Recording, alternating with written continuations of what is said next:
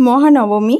আর এই মহানবমীর পুণ্যতিথিতে আমি আর সৌভিক চলে গিয়েছিলাম এমন একটা জায়গায় যেটা জেনজিদের ভীষণ পছন্দের জায়গা হয়ে উঠেছে এখন।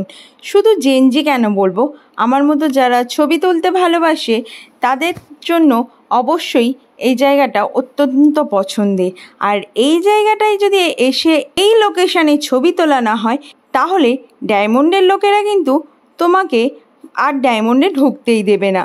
জায়গাটার নাম কি বলো তো? হ্যাঁ, পুণ্যলক্ষ্মী রিসর্ট। এই পুণ্যলক্ষ্মী রিসর্টের ভিতরেই খুব ধুমধাম করে দুর্গাপূজা পালন করা হয়। তাই ওই দুর্গাপূজা দেখতেই আমি আর সৌভিক ওখানে পৌঁছে গিয়েছিলাম। তারপর ওখানেই বেশ কিছুটা সময় কাটিয়ে ছবি তুলে ফেরত এসেছিলাম আমাদের শিবালয় সার্বজনীন দুর্গা উৎসব পুজো কমিটি, মানে আমার পাড়ার পুজো দেখতে। খুব সুন্দর প্যান্ডেলটা সাজিয়েছে।